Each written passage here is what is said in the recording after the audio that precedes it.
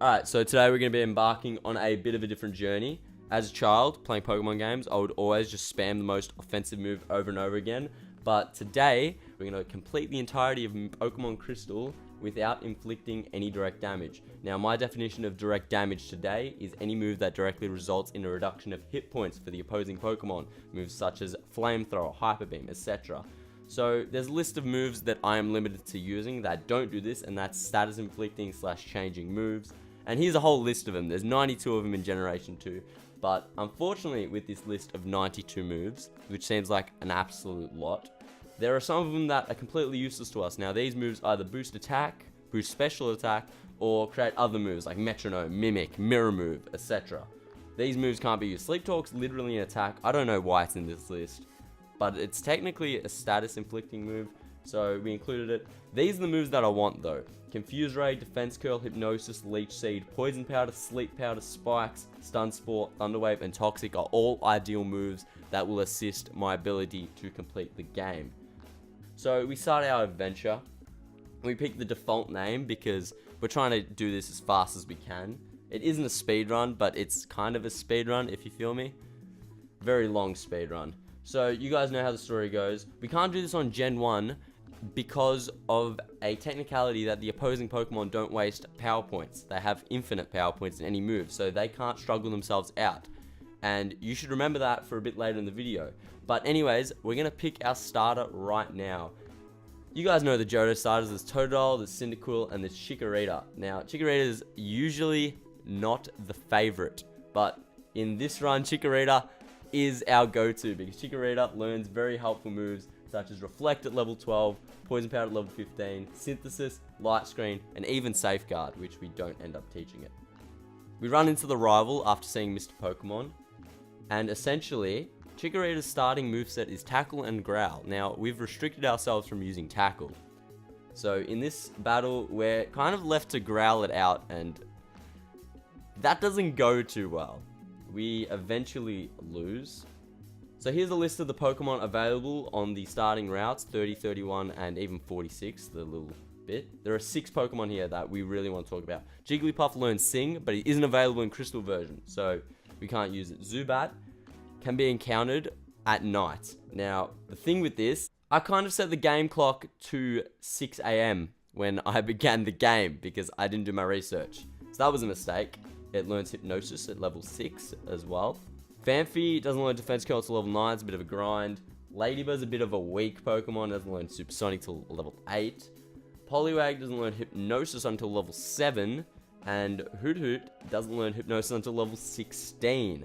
But there is one Pokemon in our list that is very preferable, and it's Geodude. And why Geodude, you might ask? Geodude not only has favorable typing against early game Pokemon, 100 base defense, but also learns Defense Curl at the ripe early age of level 6. So that's not a lot of grinding. So we end up catching a Geodude. Here's footage of me catching one. I do end up catching 2 with the 5 Pokeballs at the start of the game.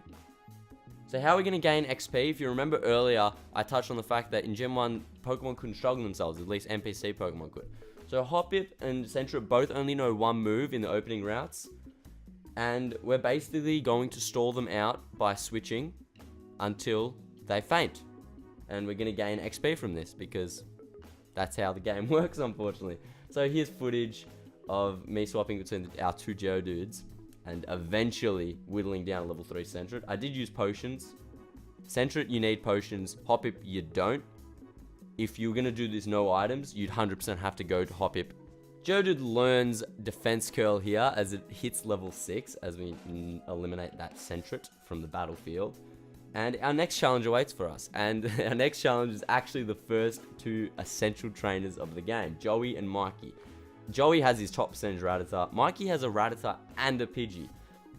Joey's a 75 minimum turn stall. Mikey is 110 minimum turn stall. So potions are pretty much essential for these 2 battles. But I don't use them for the rest of the game. Because especially these battles, you'd have to grind an obscene amount and preferably start the game at night if you want to do them no items.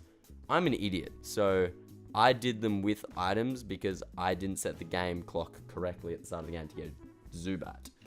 But yeah, there's the sped up footage. The clip is sped up 800%. So I think it was 13 minutes. And Mikey was even longer, as you can imagine. And we eventually get past those two trainers. From here on out, I don't use items in battle, especially in essential battles, because I feel like it's just an easy way out. I could keep reviving my Pokemon, and it'd really make the challenge a lot easier. So from this point out, no more items. So I went to Dark Cave, and we looked for a level 4 Zubat. Why level 4? Because that's the highest level possible, and we're trying to do the least amount of grinding possible. So we find our Zubat, and we capture him. Yeah, so now that we've caught our Zubat, we emerge from Dark Cave, and we strut our way into Cherry Grove City, ready to take on Faulkner and earn our first gym badge. And that doesn't work out too well the first time, as we fall there. And Zubat's very fragile, so we went and trained in the Sprout Tower and on the Bell Sprouts in neighboring routes, and Sugarita got to level 15 and learned Poison Powder, because Supersonic alone would not grant us the first badge due to Zubat's fragility. We went back to Faulkner, and we eventually, by poisoning both of his Pokemon, eventually leave the gym with the Zephyr badge, which I hope is the correct pronunciation, but I doubt, because why would I pronounce anything correctly on the internet? Our first badge has been earned. We're absolutely ecstatic, as you can see from the character there, and we save to only find out we've been in the game for 14.5 hours to get one badge. A serious problem does arise, however, and here is a snapshot of our team. We've got a level 15 Chikorita, and Zubat to Geodudes are all around level 10 to 12. I can't remember exactly. We have Poison Powder and Supersonic and Defense Curl. Poison and Steel types are unaffected by Poison Powder, which is a problem because the next couple trainers in the Slowpoke well and the next rival battle all have poison types, and we really can't deal that much damage to them at all because, again, Zubat's very fragile, and Supersonic's 50% accuracy isn't the best situation, unfortunately. But we do have a solution, of course. We have a solution, and that is the TM for Headbutt. Now, we can't use Headbutt in battle, but we can use it outside of battle to get ourselves a Pineco and Execute. Now, why these two Pokemon, you're probably wondering. Well, Pineco learns Spikes at level 43, and Execute learns Leech Seed at level 13. Now, the only problem that lies ahead is not only to obtain these Pokemon, we're going to have to get into the Ilex Forest to just get the TM for Headbutt, which is a shame because the rival locks it off. But our Chikorita evolved into Bayleaf, so things at the moment are looking fantastic as we go into the Slowpoke well, and his level 14 Coughing, his only Pokemon, is eventually succumbed to our level 14 Zubat and Co. And Geodude actually got to level 12 there, so that was great. You know, very good team building exercise, defeating Team Rocket, of course. We go to Bugsy and we white out only a couple times. Scyther's Fury Cutter hits very, very hard if you didn't imagine. Fury Cutter gets stronger with every successive move, I believe. So it was a bit of a problem until we caught a bit of luck. As you can see, Zubat's level 16. We've done a bit of grinding, and Scyther eventually hurts itself, and we get our second badge of the run with Bayleaf getting to level 18 as well. So we got our 1600 Pokecash and the Hive badge, which I'm pretty sure I'm pronouncing correctly. And then we went to the rival, and after a lot of attempts, which unfortunately I didn't record, but it took absolutely forever, we defeat the rival with his two poison Pokemon and his Quilava.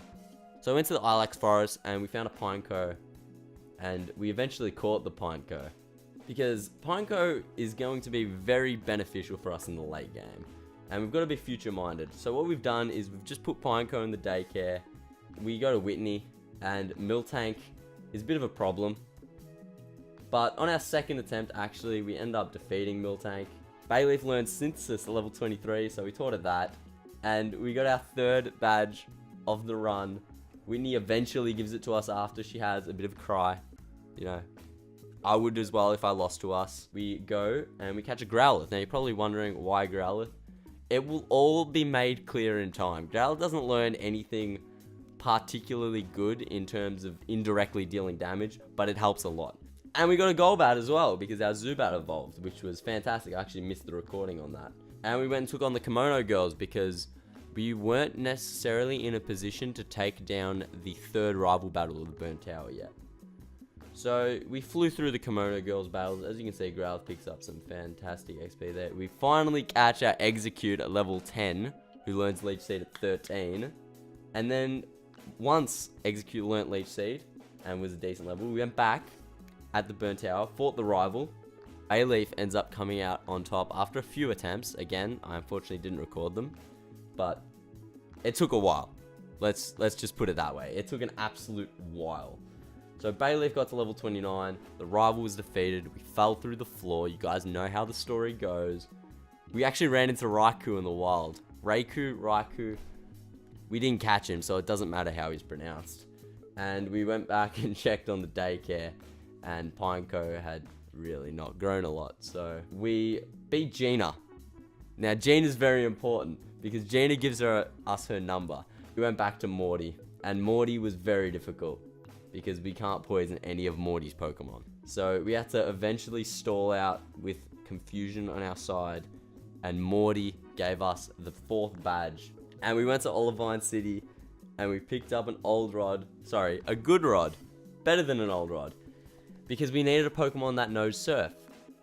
And we found a humble little Krabby, and honestly, I didn't think anything into it. I called the Krabby because I needed to surf across the sea. We got a Crobat, and it tried to learn Wing Attack, and I didn't let it, because we don't do that around here. And then we beat Chuck. First time, actually. First attempt we beat Chuck. We got our 5th badge, which is the Storm badge. We went through the lighthouse, and we hit the absolute rush of going down these stairs. This was my favorite thing to do in this game as a child. We went to Jasmine, alright? And Jasmine's Steelix is very tough, and we lost a couple times. So we went and beat the Gyarados up, and it dropped the red scale. Remember the red scale, because very important, again, in future for the run. And then we finally got a call from Gina, if you remember her from a couple minutes ago. And Gina told us she had something for us. So we bolted back to see Gina. Gina gave us a Leaf Stone, and our Leaf Stone would be used to evolve Execute into Exeggutor. Bayleaf evolved into Meganium. Probably not the evolution you were expecting after we were getting the Leaf Stone.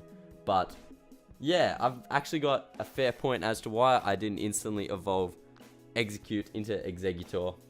And that is, well, basically, Execute learns Poison Powder at level 31, whereas Exeggutor never learns Poison Powder. So we had to get to 31. If you guys ever needed help getting past Jasmine Steelix, a level 20 Krabby, Leech Seed, and obviously Krabby knowing Harden, defeats a level 35 Steelix, despite being 15 levels under. So Krabby got an important level in 21, and our Crobat eventually flinches out the Magnemite, and we get the Mineral badge. We go to Price, and we beat him first time, and get our 7th badge, because we're just too good at this game at the moment. I thought we were going to struggle with Price. Honestly, Ice type destroys half our team. We got Pineco back from the daycare because it was level 31. We beat the Executive in the Goldenrod Tower. You guys know how the story goes. We got the basement key. Went downstairs, beat the rival. The rival isn't a challenge to us anymore with Leech Seed equipped. And then Execute got to 31 and learnt Poison Powder, as we stated earlier. And with Poison Powder, we were able to evolve it into Exeggutor, and everything was starting to go into place. Couldn't learn Egg Bomb. We battled Alan, this young man on this route. We went to Claire after getting through Ice Path, and Claire was the most difficult gym leader by far. Now, Claire's Dragonaire's Dragon Breath paralyzed me 100% of the time. So, as you can imagine, we whited out a lot. An absolute lot. I'm pretty sure I included every whiteout, but you guys can count if you want. I believe it was 7, maybe 8. There might have been some unrecorded ones as well. But eventually, and we white out there again. And again. And Gina called us. She was worrying for us, because we kept whiting out. It was a lot more than 7 now that I remember. Until we eventually, it was Krabby again. Krabby had to be the man. I sat there for a little bit in disbelief, because it was Krabby again. Krabby has earned 2 levels, defeating 2 Pokemon that were vastly over-leveled in comparison. And Claire was quelled, defeated. And we took the red scale to Mr. Pokemon, and he gave us an EXP share, which would prove invaluable for the rest of the run. And we strutted into Kanto on the back of our Krabby. And this lovely young man at the border welcomed us in. Everything was falling into place. Tojo Falls lay ahead, but there was one problem. There was a waterfall in Tojo Falls, if you didn't know by the name. And I didn't get the HM for waterfall, unfortunately. It was in the ice path.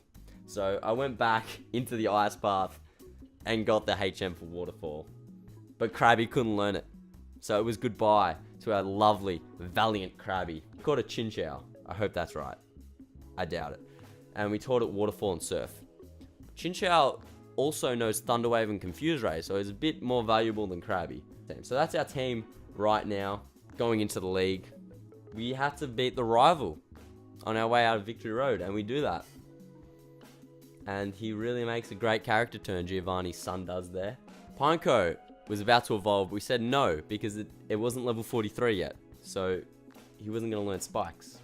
And we walked into the league, and we saved 51 in-game hours had passed, and we hadn't even beaten the league yet. So we went and got some levels outside of the league until we lost all our money by beating Usain in Cyanwood. Guys, help me out. And then Pineco hit level 43 after that battle, so we eventually evolved it into Fortress. Now the Pokemon League is a unique challenge so far because it is 26 Pokemon in 5 successive battles. And some of these Pokemon pose huge threats to us. Jinx has a super effective move in Ice Punch, which wrecks our whole team pretty much. Exeggutor can't be leech seeded, Crobat can't be poisoned, Muck can't be poisoned, Vileplume can't be leech seeded and poisoned, Houndoom hits very hard, Charizard hits very hard, and as you can believe, the Dragonites, one of them knows Blizzard, one of them knows Flamethrower, all of them know Hyper Beam, the other one knows Outrage. They hit very hard. And obviously 2 super effective moves and Outrage as well. It's not a good sign for us. So we've got a now or never approach with the league, because even being over leveled might not help us out here. Alright, so we do have another problem. And obviously I said earlier it's 5 consecutive battles. There is a break in between. But Leech Seed only has 10 power points. And Leech Seed is our most essential move of the run, because it allows us to deal significant damage. Also, I run out of Confuse Rays and Hip Synthesis, which aren't as important, but still quite important. So we do have a solution, and it's in the form of these bad boys. The Ethers, the Max Elixirs, the Max Ethers, etc. that I've been picking up. But there's only one setback with these, and they are single use only, and I can't buy them. So what I need to do is I need to be in a position in the league where I can use these items and they would assist me with completing the league first time. So I would have to plan out, I've got a lot of them. I would have to plan out after beating Bruno that I would use these items in order to ensure that they help me through Karen and Lance so that I beat the league. If I run out of these items, 40+ hour grind ahead of me. So with that in mind, we went into the league and we battled with William, or Will for short, as he likes to be called. And he introduced us, he made sure we were acquainted with the entire environment, told us that losing was an option, that they were the best of the best in the region. They hadn't seen anything like me though. We whited out, but next time, we actually got the dub, and it was Chinchou, level 20 Chinchou that I hadn't touched yet. Yeah, do you guys, level 20 water types seem to be the gods of this run so far, because they have been laying down the important hits. Alan called us while we were through a league run, and we went and sussed what Alan was talking about, because I thought he had an item for us. He just wanted to battle. So we kept battling against Koga, and Koga was very difficult, until eventually Koga's Crobat fell to our Crobat. And then we took on Bruno, and Bruno was a bit of a walk in the park. We actually beat Bruno first time every time. So I felt good about that. But we had bigger challenges ahead. So there's the current levels of our team right now. Unfortunately, we're not strong enough to go at Lance or Karen just yet, but Alan called us. And with that, we rushed over to Alan. Alan had a Firestone for us. if you remember, we do have a Growlithe, so we ended up evolving our Growlithe into an Arcanine. Now, Arcanine still doesn't have a lot of use on the team, and we deleted Alan's number after, so we kind of used Crobat, beat Karen's Murkrow, and we beat Karen, and I had itemed up for this, and I had made sure we were all on full power points, and we went into Lance. Alright, we started a couple of elixirs, etc., and we went into Lance, and we unfortunately lost. And we went back after Lance, and we made sure that we could take him down and finally become champion of the region without using a single attacking move. And that's exactly what we did. We beat Lance, and he couldn't believe it. We couldn't believe it. You probably can't believe it. Our team had eventually pulled through and gotten themselves into the Hall of Fame. Level 46 Lantern, a level 43 Arcanine, a level 55 Exeggutor, a level 52 Crobat, a level 51 Forretress. I was so proud of these boys. A level 50 Meganium, and of course, Chris, our man. 80 in-game hours to defeat the Pokemon League. But we weren't done there. We marched into Kanto via ferry, of course, because they don't just let you walk in. And we hit LT Surge's gym up. And after realizing that the gate was open and that I didn't need to do the puzzle after checking all those bins, I defeated him because I was not happy about that. And then I beat Misty as well. And then I beat Erica. They were falling left, right, and center. And then, of course, you're probably wondering, I beat Janine. Now, Janine's important because Janine gave us the TM for Toxic. Now, had this been a future generation game, I would have taught Toxic to everyone in my team. As you'll see, everyone can learn it. So I had to make a decision because it was single use, and I decided on our bulky tank Forretress. And then we went back and got Fly because I actually got locked out of Kanto because the ferry only leaves a couple days a week. And then we caught Snorlax. But we're not going to use Snorlax. We took the leftovers off Snorlax and we went and beat Brock. Leftovers, very important, and you'll see why. And then we beat Blaine and Sabrina and also Blue. I don't know where the Blaine and Sabrina clips went, but there's Blue. And then Professor Oak pulled us aside and said, listen here, young man, I'm going to let you go to Mount Silver. And I'm going to let you take on the ultimate challenge, which is Red. Now, Red's team is stacked, to say the least. This is our team in comparison. And we went at him about 30 to 35 levels down. And as you can imagine, it did not end well for us for the first time. So here's my strategy when it comes to Red, one by one. With Pikachu, the moves in yellow are the stab moves. So with Pikachu, I'm just going to Leech Seed / Hypnosis stall it, which works. Charizard comes out next. Flamethrower is in red because it is very dangerous and can really ruin most of my team. So with Charizard, this is where Arcanine comes in handy because Arcanine can do some significant damage, and thank God for Lantern as well, because we're going to confuse Ray with Lantern, we're going to paralyze with Lantern, and then switch into Arcanine to Leer in order so it does more damage to itself when it hits itself, if that makes sense. With Espeon, same deal as Pikachu. Exeggutor resists Psychic to a degree. Snorlax is dealt with by a number of Pokemon, and the reason for this is that Snorlax is extremely bulky and has 10 rests.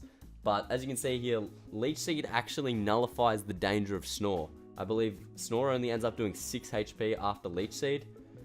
Venusaur comes out next, and Venusaur is an absolute threat because we can't Leech Seed Venusaur and we can't Poison Venusaur, and usually by the time we get to Venusaur, all our Pokemon that know Confuse Ray are fainted. But there is something. If you look at Venusaur's moveset, it has extremely low power points. So after about 20 to 25 moves, it starts using Struggle. So we're going to use Forretress there. And Blastoise is last. Blizzard is extremely dangerous, and it's only right that our starter Meganium spams Poison and Synthesis in order to tank out Blastoise and secure the win for us. So that's our strategy. Let's go and execute it. So we walked back up that mountain. And we fell. We fell again. And we fell again. And this was a very difficult battle until I noticed Venusaur started using Struggle. And a lot of my team was in good nick. So we had a legitimate shot at this after spamming Sandstorm on Fortress, and Blastoise came out. I thought I could get Toxic in there, but it was faster and used Surf, obviously. And Meganium came out. And equipped with 5 synthesis, plural, I was able to tank out its Blizzards, and eventually our level 56 Meganium tanked out a victory against Red's level 77 Blastoise. And you should have seen the smile on my face after this. The game was done. The challenge was over. Red has been defeated. And we didn't use a single damage inflicting move the entire run. He had nothing to say. He never does. He was as speechless as I was. There are the final levels with the Pokemon. Here are all the stats. Honestly, this challenge took a lot out of me, but I would 100% do it again. It was so much fun. If I had to redo it, I guess you could load your team with Exegutors, but I didn't really see the fun in that, so I just used one of every Pokemon, obviously not counting the Geodudes at the start of the game because they were pretty essential for progression. I did give leftovers to Fortress, so I could tank out Venusaur. And yeah, so that basically marks the end of the challenge. I hope you guys have enjoyed. If you did, leave a like. If you didn't, leave a negative comment, I guess, and tell me. Like, any feedback's completely encouraged. Like, this is my first time ever doing something like this, so I definitely need the feedback. But if you guys want to see anything else like this, I've got plans of upping the ante on Pokemon Emerald and perhaps doing a Battle Frontier run with gold symbols without using damage inflicting moves, although that sounds completely difficult, like ridiculously difficult. But yeah, if you guys want to see it, let me know. It only took us 106 hours and 15 minutes in-game time to complete this challenge. I guess I'll see you next time. Peace.